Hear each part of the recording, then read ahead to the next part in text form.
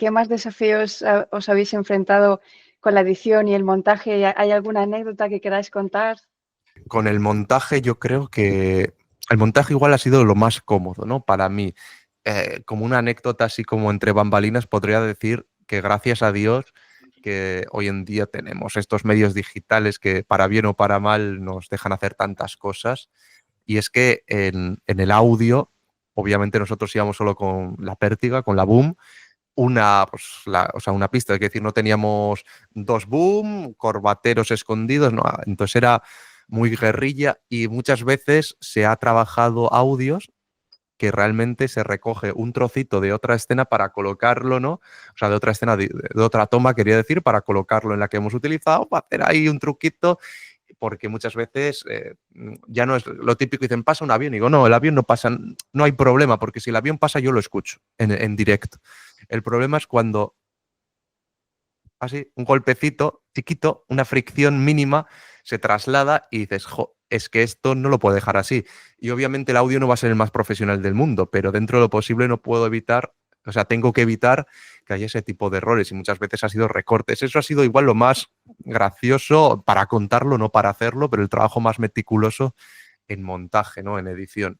El resto, pues yo creo que el montaje y el etalonaje, pues bueno, ha sido un trabajo, pero ha sido igual lo más agradable, ¿no? O sea, quitando el sonido, eh, ha sido lo más agradable, sí. Y luego para hacer los foleys, pues ha habido una plétora de foleys descargados, hechos en casa, de otras producciones que yo había hecho, de bibliotecas, de modificaciones de foleys para que suenen de una determinada manera que yo quiero, que también ha sido mucho trabajo, pero bueno, aunque ha sido muy, muy cansino porque yo quería ser muy preciso con los foleys y los ambientes y los sonidos, y había ocasiones en las que igual estaba 5 horas para una escena porque yo quería que hubiera crujidos, y si quería que hubiera crujidos tenía que ir crujidos en toda la escena más o menos con una regularidad a medida que se movían, por poner un ejemplo sencillo.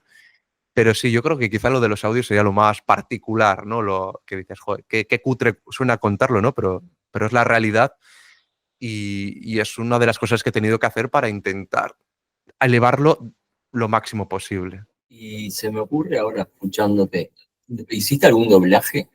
Aquí podemos decir que la respuesta sería un sí y un no, ¿no?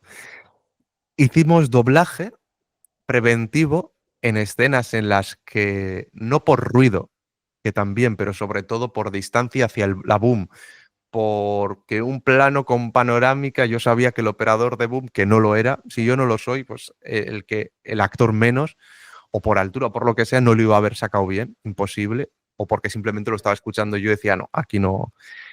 Entonces lo hacíamos en el lugar, simulando la misma acción y simplemente pues siguiendo con la boom a los actores dentro del lugar pues 4, 5, 6 veces, para luego empalmarlo, pues, hacerlo lo más sincronizado posible y que resulte lo más realista posible, porque no hay que ecualizarlo, o no hay que ecualizarlo prácticamente, que algo sí había que trabajarlo, porque estaba rodado en locación, entonces era muy, muy, muy, muy parecido al sonido de los planos que no estaban doblados. Al acabar una escena, cuando Haxa decía vamos a hacer un doblaje, nos juntábamos los actores de esa escena y repetíamos la escena solo oralmente.